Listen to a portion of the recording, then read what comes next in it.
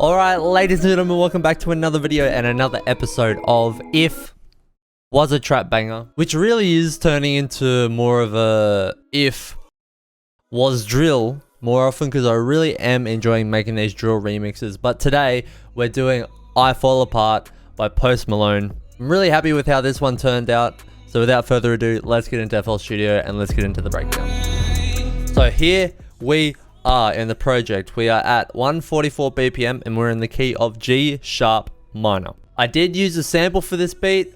The original key of the sample is G minor and the BPM is 146.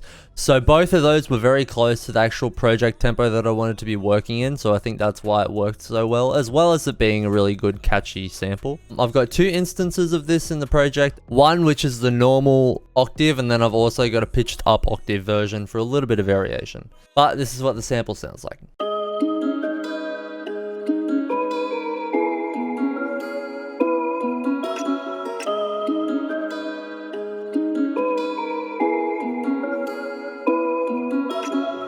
Emotional, kind of ambient, ethereal type vibe. I really like it.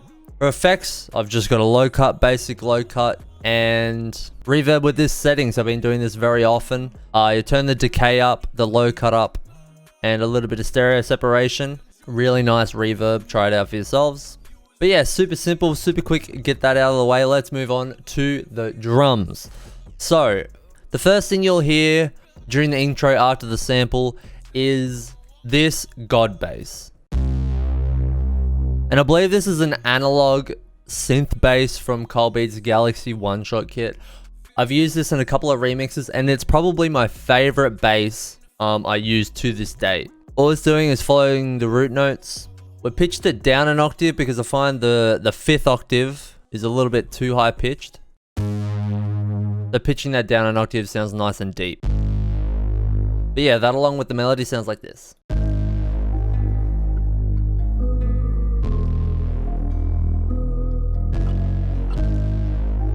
I do have this EQ on the bass just to increase a bit of the subbiness and duck a bit of the mid frequencies as well. Next thing you can see here is the kick, the hi-hat, and the snare come in. This is a kick sample. This is the best kick from Tri-Freezer's Atlanta 2 Culture Drum kit.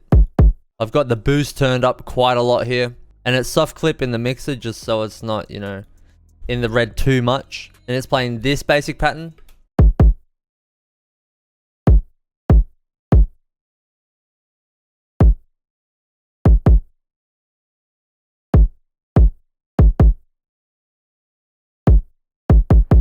I think the clipping and the distortion on the kick suits the God bass really well, and the drill 808 once we get to that. Next up, we've got this hi-hat, and it's following the basic drill hi-hat bounce, and we've got this roll at the end of the 4 bars for a little bit of variation. But with the kick, it sounds like this.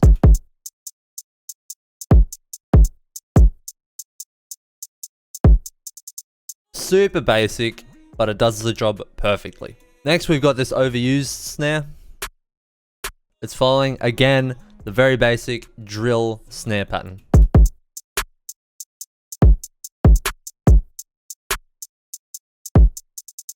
And along with these rises, this is how all that fits in the intro.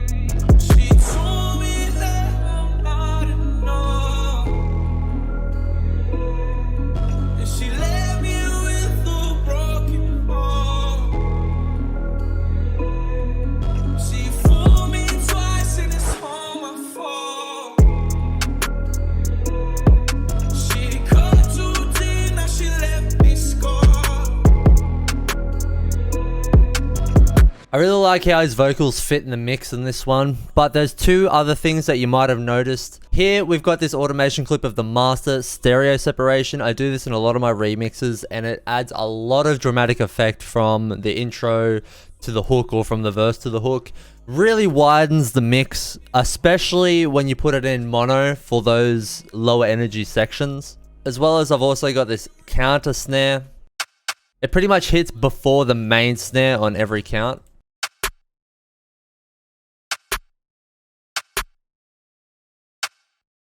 Just adds to the bounce, of course. And now finally, moving into the verse, we have the drill 808. This is the 808 I used. It's a smooth drill 808 from the Tri-Freeze. Once again, Atlanta Culture 2 drum kit. Make sure your envelope looks like this. All of the parameters turned down except for the hold all the way up to make sure the 808 plays for as long as the note is in the MIDI.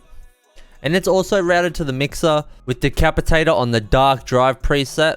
And I turn the mix level down to 70%, as well as I've got this EQ just to boost the sub frequencies, because I find sometimes when you add distortion, you can lose some of that subbiness, and that's not something I want to lose for this particular remix. And I've just got the Decapitator mix level automated throughout the song so that in the hook, there's a lot of distortion and a lot of energy. And then for some sections, say for in the verses, for example, less distortion, less energy, and less width, because this distortion in particular is very wide.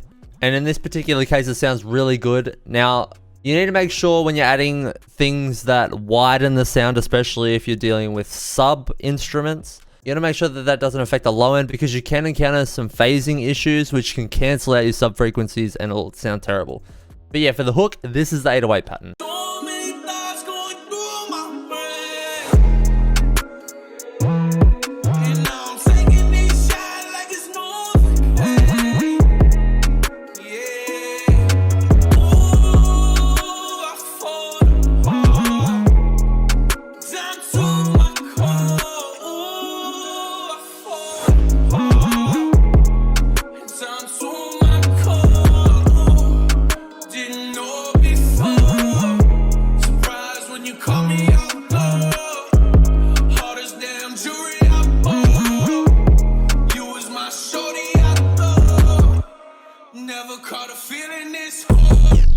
Now into the first verse, we do have a switch up. I went from drill drums to regular trap drums, and I'm going to go through the patterns and the sounds that I use for that section.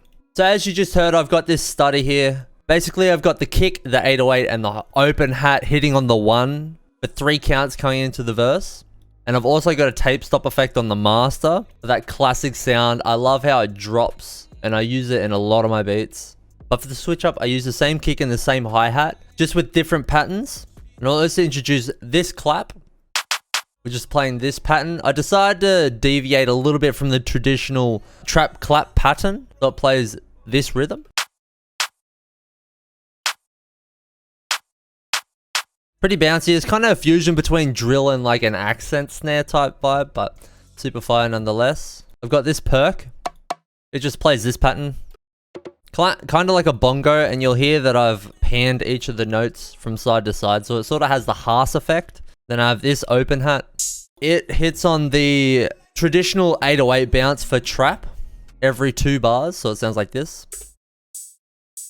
And then for the same kick and hi-hat sounds that I used, these are just doing the very basic patterns for trap. So the 2-step hi-hat. Not too much to talk about there. And the kick pattern that pretty much just follows the 808 pattern. So we're going to skip this and we're going to move on to the 808 now. For the 808, we use the Tri-Freeze Best Zay 808. Make sure to go to this wrench tool, hit cut itself, and match these numbers up with any other bass instrument that you've got in your track. So for instance, the 808, the drill 808, I've selected 3-3. And I've also done that for the God Bass 808. Just so when in the playlist you've got one switching into another relatively quickly, they cut each other off so that they don't overlap and cause any like disgusting muddiness.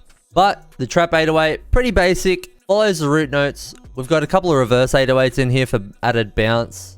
And I love doing these little octave above 808s. I think they sound super fire, but this is the pattern. One of my favorite parts of these beats. And yeah, in the track it sounds like this. Never caught a feeling this harder than the liquor I pour. Tell me you don't want me no more, but I can't let go. Everybody told me so.